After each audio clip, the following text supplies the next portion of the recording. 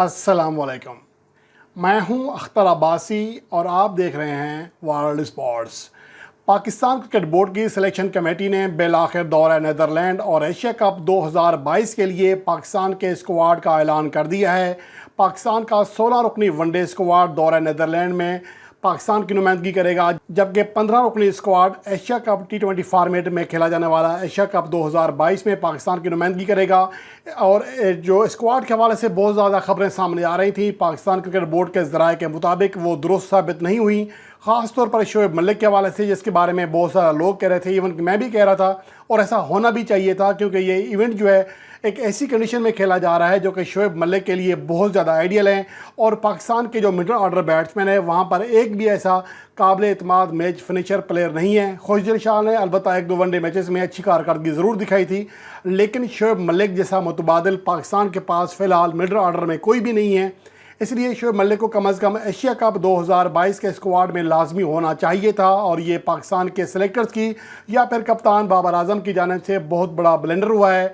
गो के T20 world cup 2022 के हवाले से, जो कि ऑस्ट्रेलियाई सरजमीन पर खेला जाना है, वहाँ के एतबार से हम कह सकते हैं कि शोएब मलिक का चूँकि रिकॉर्ड सीना कंट्रीज़ यानी साउथ अफ्रीका, इंग्लैंड, न्यूजीलैंड और ऑस्ट्रेलिया में अच्छा नहीं रहा इसकी किसी भी फॉर्मेट में, तो वहाँ पर तो शायद ये सवाल भी या जवाब बनाया जा सकता है कि शोएब मलिक को पाकिस्तान के स्क्वाड का हिस्सा ना बनाया जाता।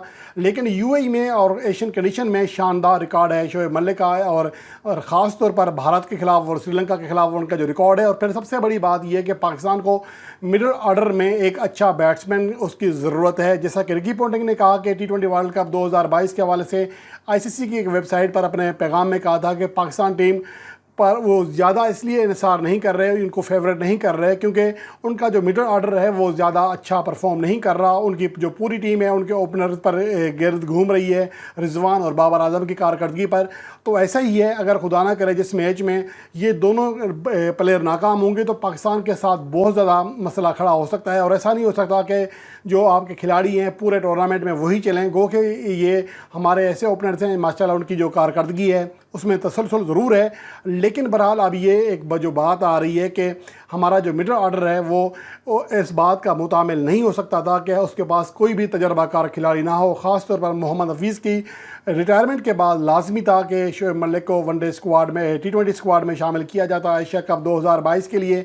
तो अब तो बज़ाहिर ये लगता है कि जो इससे पहले कहा गया था कि T20 वर्ल्ड कप 2021 के बाद ये कहा गया था कि शोएब मलिक को सिलेक्टेड सीरीज़ में खिलाया जाएगा, लेकिन अब ये लगता यही है कि कप्तान बाबर आजम ने उनके साथ भी शायद लॉलीपॉप ही दिया था उनको अब फैसला हो चुका है, उनका कैरियर अब मज़ीद आगे नहीं बढ़ेगा। एक तरह से अब शोएब मलिक को रिटायरमेंट का ऐलान कर देना चाहिए, क्योंकि अब मुमकिन नहीं रहा कि जब एशिया कप में जो कि एशियन कंडीशन में खेला जाना है वहाँ पर अगर शोएब मलिक को शामिल नहीं किया गया तो फिर इसका वाज़ेह मतलब यही है कि फिर उन्हें T20 वर्ल्ड कप 2022 के लिए भी मुंतखब नहीं किया जाएगा। और ये एक मायूस कौन इख्तिताम होगा एक ऐसे ऑलराउंडर का जो कि पाकिस्तान टीम की ज़रूरत था। और ख़ास तौर पर शोएब मलिक ने T20 वर्ल्ड कप 2021 में भी चंद एक मैचेस में अपनी ज़िम्मेदारी निभाई थी, और इसके बाद वो पेशावर ज़ल्मी के लिए भी अच्छी कारकर्दगी दिखाते रहे हैं और हालिया अरसे में वो शानदार फॉर्म में रहे हैं। तो बहरहाल ये गलत फ़ैसला हुआ। उसके अलावा शान मसूद की वापसी के बारे में कहा जा रहा था, वैसे ऐसा नहीं हो सका, उनकी वाइट बॉल में वापसी नहीं हो सकी। हालांकि वो गुज़श्ता 2 सीज़न जो PSL के हैं उनमें उन्होंने शानदार कारकर्दगी का मुजाहरा किया था। उनकी उम्मीद की जा रही थी कि उन्हें वापस लाया जाएगा, जिसके बारे में ये खबरें थी कि वनडे स्क्वाड में उन्हें शामिल किया जाएगा कम अज़ कम, लेकिन ऐसा नहीं हो सका। और इसके अलावा फ़हीम अशरफ की वापसी के बारे में कहा जा रहा था कि उनकी वापसी होगी, और मेरे ख्याल में ये सही फ़ैसला है उनकी वापसी। मुझे समझ नहीं आती, अगर हम उनकी कारकर्दगी का जायज़ा लें हालिया अरसे में तो इंतहाई मायूस कौन है। मैं आपको चंद अदाद शुमार बता देता हूँ कि 2021 से लेकर अगर उनकी वनडे कारकर्दगी देखें तो 6 वनडे मैचेस में जो बैटिंग की है उनमें सिर्फ 33 रन बनाए हैं, 11 उनकी हाईएस्ट एवरेज रही है और उनका स्ट्राइक रेट 67 रहा। और उसके अलावा और उनकी अगर बात करें ओवरऑल वनडे फार्मेट की तो अब तक वो 30+ रन की एक भी इनिंग्स नहीं खेल सके। और T20 फार्मेट की बात करें तो मजमूई तौर पर 29 इनिंग्स में सिर्फ 259 रन बनाए, 31 उनका बेस्ट स्कोर रहा और सिर्फ 11 रन फी इनिंग्स की एवरेज है, जो कि एवरेज के अतबार से यानी बैटिंग के अतबार से वाइट बॉल में यकसर नाकाम है फ़हीम अशरफ। इस तरह अगर उनकी हम बॉलिंग कारकर्दगी का जायज़ा लें तो 2021 से वो 10 T20 मैचेस के लिए जिनमें सिर्फ 6 विकेट हासिल कर सके, जिनमें एक मैच में 3-17 की कारकर्दगी शामिल थी, यानी दीगर 9 मैचेस में वो सिर्फ 3 विकेट हासिल कर सकें। और ये T20 के फार्मेट के अतबार से इंतहाई मायूस कुन कारकर्दगी है। लगभग 9 रन फ़ी ओवर ان کا اکنامی ریٹ رات جو کہ خاصا مہنگا ہے. اور اس کے علاوہ اگر ون ڈے بولنگ کی کارکردگی کی بات کریں تو آخری 6 ون ڈے میچز جو کہ 2021 سے کھیلے ہیں ان میں صرف 2 وکٹیں حاصل کی ہیں. تو یہ ان کی صورتحال رہی ہے اور کسی میچ میں وہ 1 سے زیادہ وکٹ حاصل نہیں کر سکے. فی وکٹ کے لیے 114 سے زیادہ رنز دیے اور لگ بھگ فی گیند پر 1 رن دیا. تو اس لیے فہیم اشرف کا جو فیصلہ ہے اس کو نہ کھلانے کا وہ میرے خیال میں صحیح ہے. اور اس کے علاوہ حسن علی کو ڈراپ کیا گیا نہ صرف دورہ نیدرلینڈ سے بلکہ ایشیا کپ کے حوالے سے بھی.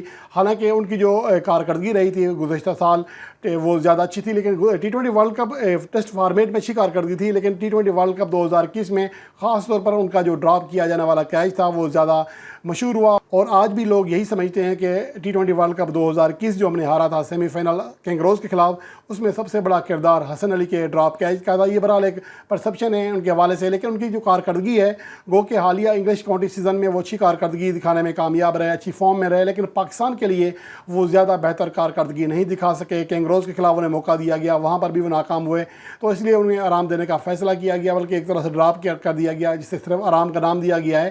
تو اگر ہم ان کی کارکردگی کی بات کریں تو بیٹنگ کے اعتبار سے ہم کہتے تھے کہ حسن علی کے اندر پوٹینشیل موجود ہے کہ T20 فارمیٹ میں آخری آ کر 2-3 بڑی ہٹیں لگا سکتے ہیں, لیکن ان کی جو بولنگ کارکردگی ہے وہ انتہائی مایوس کن رہی ہے, جس کی وجہ سے سلیکٹرز نے اور کپتان نے اور ٹیم مینجمنٹ نے ان کو ان دونوں ٹورز میں دورہ نیدرلینڈ اور ایشیا کپ کے لیے سلیکٹ نہ کرنے کا فیصلہ کیا, اور میرے خیال میں یہ اچھا فیصلہ ہے. اس کے علاوہ اگر ہم بہرحال بات کریں اسکواڈ کی جس میں آج اعلان ہوا ہے, سب سے پہلے ہم ون ڈے فارمیٹ کی بات کرتے ہیں جس میں پاکستان ٹیم نیدرلینڈ کے خلاف 16 سے 21 اگست تک 3 ون ڈے میچز کی سیریز کھیلے گی. اس کے اسکواڈ کے لیے پاکستان کے جو کپتان ہیں بابر اعظم, ان کے علاوہ اچھا یہ بات بھی قابل ذکر ہے کہ شاہین شاہ آفریدی جن کے بارے میں کہا گیا تھا کہ جو ان کی ریکوری ابھی تک پوری نہیں ہوئی ہے, وہ مکمل طور پر فٹ نہیں ہے, لیکن اس کے باوجود ڈاکٹروں نے انہیں کہا ہے کہ وہ دستیاب ہیں کیونکہ وہ ان کی اب زیادہ مسئلہ نہیں رہا, تو وہ دونوں اسکواڈ میں شامل کیے گئے ہیں.